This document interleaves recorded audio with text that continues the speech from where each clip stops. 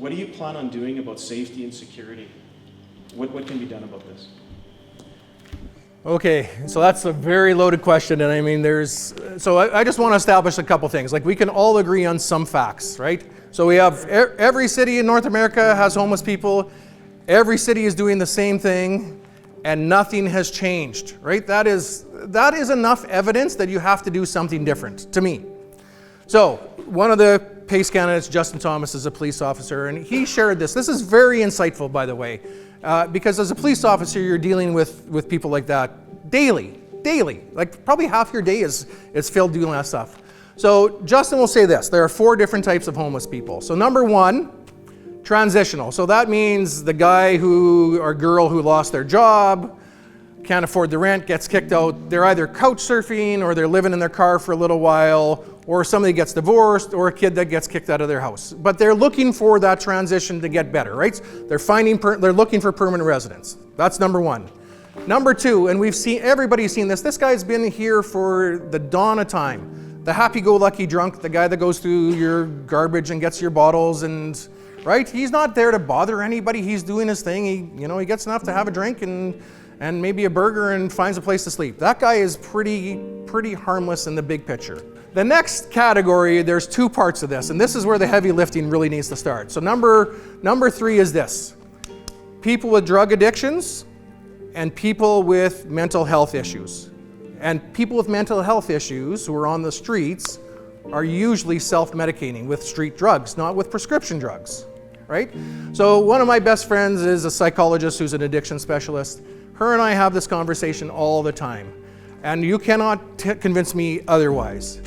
That person, and we all know that person, you've been walking down the street, and that person with mental health issues who is screaming at the air, fighting his demons, you cannot tell me that person would not be better off in some kind of forced treatment center. You can't. His options are get treatment with the medical professional, or live on the street, do street drugs, battle your demons. Maybe he's not going to be safe, maybe he's going to harm somebody. The choice to me is pretty obvious. You have to get that person some help. And Patty, my friend, the psychologist, says this all the time. If you put somebody in one of those treatment centers for a month, you're not doing anything. All you're doing is putting a Band-Aid on the cut. As soon as they get out, whatever is going to trigger them is going to reset them, and they're going to be in the exact same situation that they were in before you put them in. So you have to get treatment that lasts 3, 4, 5, 6 months. What can the city do to help that? And this is a big part. We've talked about this as a PACE group. We can entice businesses to employ those people once they graduate out of those programs. So if somebody has an addiction program that's been on the street, they get help, they're clean for 4, 5, 6 months. It's really tough for them to find a job sometimes. But let's say a Home Depot, for example, we can give Home Depot a tax credit on their property taxes if they employ those people that graduate.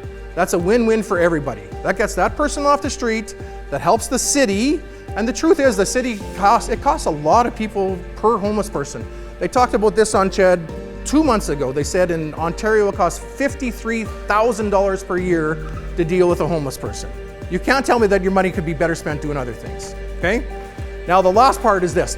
Category number 4 to those homeless people, and I use this example all the time. Every single one of us has seen the guy on the BMX bike with his hat on backwards, and he's riding down the roads, and he's riding down the back alleys, and he's scoping your truck in your garage in your house, right? That guy is a thief. That guy is a criminal. That guy needs to be held responsible. We need to get better communication with the city. We need to get better communication with the police and the province and the feds, and those criminals need to be held responsible. Okay? All right. Thank you. On October 20th, vote for council that works for you.